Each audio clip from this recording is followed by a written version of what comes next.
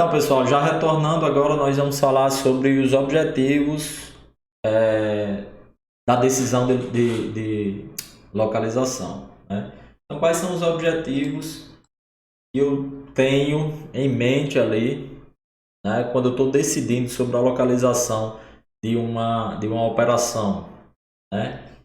Então, para Slack ele colocou três objetivos principais. Slack em 2009, no seu livro de administração da produção, no capítulo 6, ele fala que o propósito da decisão de localização é atingir um equilíbrio adequado entre três objetivos, tá? Quais são esses objetivos? Objetivos de custos, né? Custos espacialmente variáveis da operação, que são aqueles custos que variam de acordo com o espaço que você está preenchendo ali, né? Se você mudou a sua localização, o seu espaço ali, você tem uma variação nesse custo.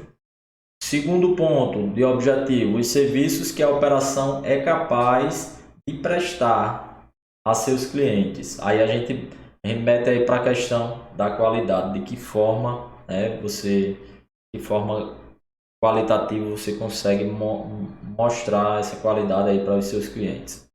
E no terceiro ponto é a receita potencial dessa operação. Então ele fala que tem que ter um equilíbrio aí entre esses três pontos. Quando a gente vai falando sobre esse equilíbrio, né, a gente vai ver que existe uma flexibilidade também na importância de cada um desses pontos para os tipos de negócio. Então, tem alguns tipos de negócio que pode ser mais ou menos importante esses objetivos, certo? Para a gente deixar isso claro, vamos para a questão das empresas que possuem fins lucrativos e das empresas que não possuem fins lucrativos, tá certo? Eu contextualizei aqui da seguinte forma: para empresa com fins lucrativos, tá? Em organizações com fins lucrativos, existe uma relação estreita entre os objetivos 2 e 3 do equilíbrio, né? Então, quais são os objetivos 2 e 3? Vamos lá, 2 e 3. 2 é aquele que eu falei para vocês, está mais voltado para a qualidade do serviço que está sendo prestado e a receita potencial da operação. Aqui numa empresa com fins lucrativos, a gente vê uma relação muito estreita desses dois e um crescimento meio que direto proporcional, certo? Ou seja, quando eu tenho uma aceitação maior dos serviços, da qualidade daqueles serviços, eu também vou ter uma contenção, tá, de clientes, né, e uma ampliação de clientes, na verdade. A gente pressupõe que quando o serviço é bem prestado, tá, eu vou conseguir fidelizar aqueles clientes que compraram os bens, que tiveram os bens ou os serviços, tá, e também vou conseguir trazer outros novos clientes. Então, consequentemente, eu aumento também a minha receita. Por isso que a gente faz essa relação. Isso para empresas com fins lucrativos. Relação estreita entre estes dois. Certo?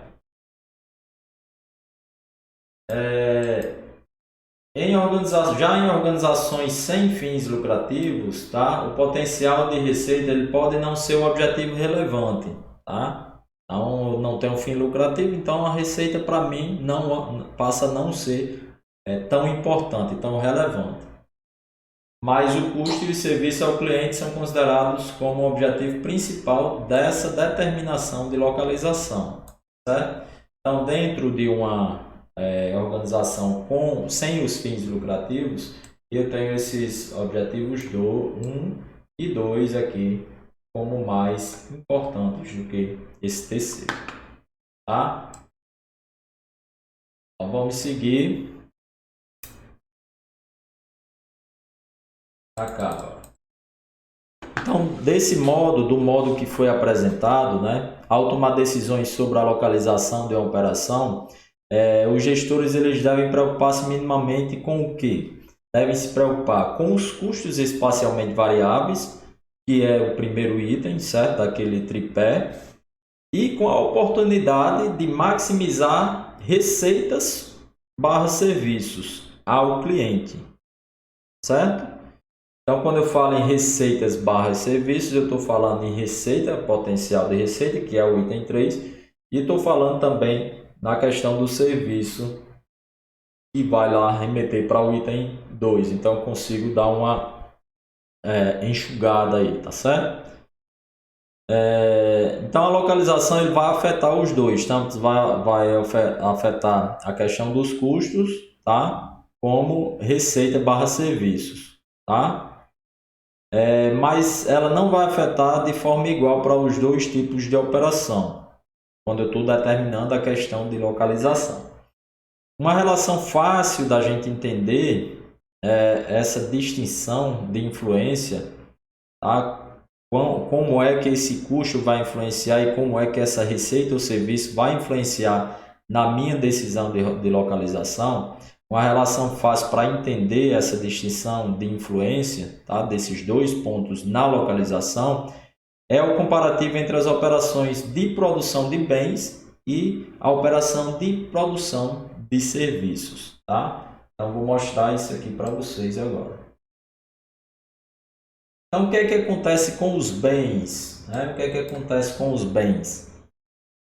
Para a maior parte dos bens ou produtos que são produzidos nessa determinada operação, os consumidores eles não se importam com o local onde eles estão sendo fabricados, tá?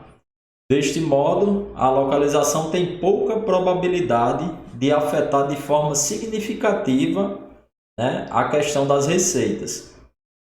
Certo? Então, ele vai ter pouca relação significativa para afetar as receitas. Contudo, né, a questão, os custos de produção provavelmente serão afetados pela localização. Certo? Então, assim, os custos são afetados pela localização em bens e geralmente as receitas não são afetadas pela localização, geralmente, tá? Já em serviços, né, sob a ótica dos serviços, tá, os custos e as receitas elas são afetadas com a amplitude menor, ou seja, é como se elas fossem afetadas de forma mais iguais, tá? Diferente do que aconteceu aqui nos bens, tá? Ou seja, sofrem impactos mais proporcionais de acordo com a escolha da localização, certo? Tirar algumas letrinhas aqui que ficou a mais, tá? Então, compreenderam, né? Vamos seguir. Localização da capacidade. Agora a gente fala sobre localização aqui da capacidade. A decisão de localização para qualquer operação ela é determinada pela influência relativa de fatores de demanda, né, de oferta e de demanda.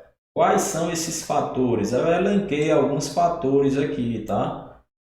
Esses fatores são fatores que vão variar de forma a influenciar no custo, tá? Dentro de oferta, que vão, no lado da oferta nós temos custos de mão de obra, custo de terra, custo de energia, de transporte, tá? Os fatores da comunidade.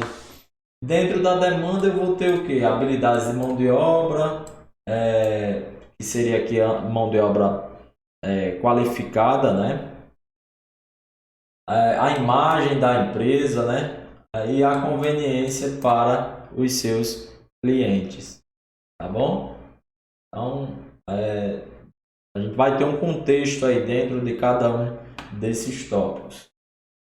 Vamos falar agora sobre as técnicas, tá? As técnicas de localização, tá? Então, há algumas técnicas, né? Existem algumas técnicas sistemáticas e quantitativas que podem ajudar os gestores nesse processo decisório, né? Processo decisório de definição da localização dessa unidade operacional. E nós vamos destacar alguns aqui, dois na verdade. A técnica de pontuação ponderada e o método de gravidade. São duas técnicas simples, né, fáceis de serem aplicadas. Eu vou mostrar aqui agora para vocês. Então, como é a pontuação ponderada? O processo envolve praticamente três passos, certo? O primeiro é o que? A identificação dos critérios que podem ser usados para avaliar as diversas localizações, tá? Então, eu coloquei um exemplo aqui dos critérios, tá? Por exemplo, critérios como custo do local, como impostos, como disponibilidade de mão de obra qualificada. Outro critério, acesso a autoestradas, acesso ao aeroporto, potencial de expansão. São critérios que eu vou avaliar, tá? Dentro das possibilidades, né, de locais. Quais são as possibilidades? Até a possibilidade do local A, do local B, do local C, certo? Nesse exemplo aqui ilustrativo para vocês. Segundo passo, a definição da importância relativa de cada critério, tá? E a atribuição de fatores de ponderação para cada um deles. Então, vou atribuir fatores aqui de ponderação para cada um desses, certo? Então, fatores de ponderação, importância 4, foi atribuído importância 2 para os impostos, né? Custo é a maior ponderação 4, certo? E aqui. E no terceiro ponto eu vou fazer o quê? Vou avaliar cada localização seguindo cada um desses critérios, tá? Esse exemplo, né, de aplicação de técnica pode ser visto no livro lá do SLAC, certo? Na capítulo 6, página 159. Então, vou ter aqui a relação de pontuação, certo? Então, vou ter aqui a relação de pontuação. 4 vezes 80, né? 2 vezes 20, que é a ponderação aqui. Aí depois 1 vezes 80, 1 vezes 50. Isso para o local A, certo? Para avaliação do local A. Ok? No final eu vou ter aqui um somatório de 585, tá? Aqui eu vou ter 4 vezes 65, que é essa ponderação de importância, vezes 65. 2 vezes 50, né? Depois tudo aqui 1 vezes 60, 60, 60 e 40. Eu vou chegar aqui no valor de 580. E no local C, eu cheguei numa relação de importância maior, de maior relevância, maior relação ponderada, tá? E foi o que? Foi de 605, ok? Então, chegando a 605, tá? Esse local C, seria o mais dito como o mais adequado. Beleza? O outro método é o método do centro de gravidade, né? Ele é utilizado para encontrar uma localização que minimiza os custos de transporte, tá? Então, ele baseia-se na ideia de que todas as localizações possíveis têm um valor, tá? E que esse valor é a soma de todos os custos de transportes de um local para outro, tá? Dessa localização. Qual será a melhor localização para esse método do centro de gravidade? A melhor localização é a que consegue minimizar os custos de transportes, tá? E ela é representada de uma forma análoga, fazendo analogia à física, né? Por isso que é chamada de método do centro de gravidade, tá certo? Então vou mostrar aqui para vocês já um exemplo ilustrativo. E aí vai ficar bem fácil de se entender. Então aqui, mostrando para vocês, na formulação geral, né? Então as coordenadas do centro de gravidade da localização, com o menor custo entre algumas opções LH e LV, né, são dadas pelas seguintes equações. Então, quais são as equações? LH, tá? Localização horizontal. LV, localização vertical, CT, custo de transporte, e Q, a quantidade que está sendo transportada. Então vou fazer essa relação. Somatório, né, dos custos vezes a localização horizontal vezes a quantidade. Tudo isso dividido pelo somatório da multiplicação entre o custo de transporte vezes a quantidade. Então assim eu vou encontrar os dois pontos. Vou mostrar para vocês agora como funciona aqui. Então vamos para um exemplo. A empresa Engipro Russas, ela opera no estado do Rio Grande do Norte em 4 cidades, tá? E ela deseja montar um centro de distribuição para suprir as suas lojas, para suprir essas 4 lojas. A localização das lojas, os custos de transportes e volume de cargas, eles vão ser identificados aqui para que a gente consiga fazer essa simulação. Então, o que é que eu tenho? Eu tenho a identificação dos custos e quantidades, né, locais. Então, quais são os locais aqui? Eu tenho Natal, Macau, Mossoró e Caicó. A quantidade que é para transportar lá para Natal, 150 toneladas, para Macau 20, para Mossoró 75 e para Caicó 25.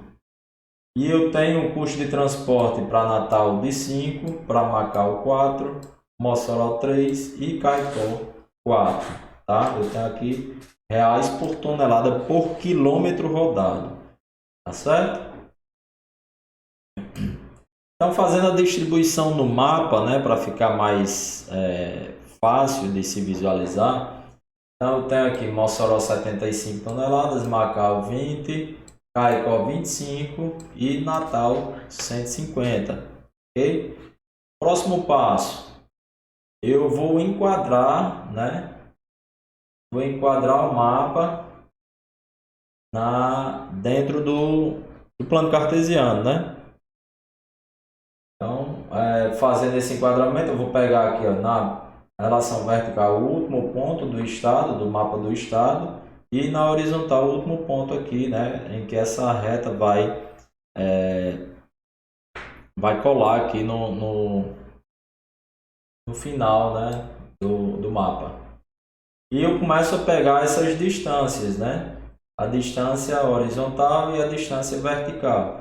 Distância horizontal para Natal, 355, e distância vertical de 120.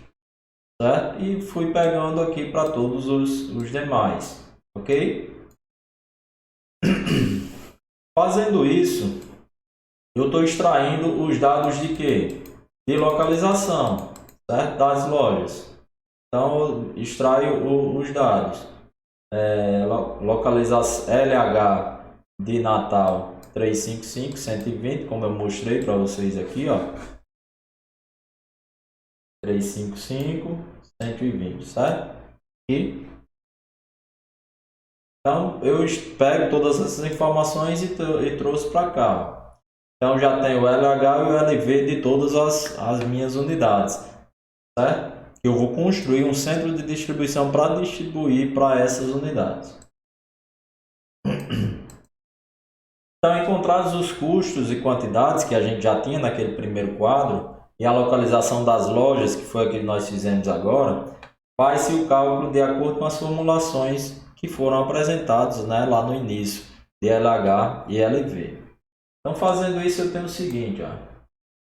Pegando a formulação da localização horizontal, né, vou pegar o somatório do custo de transporte vezes localização horizontal vezes a quantidade.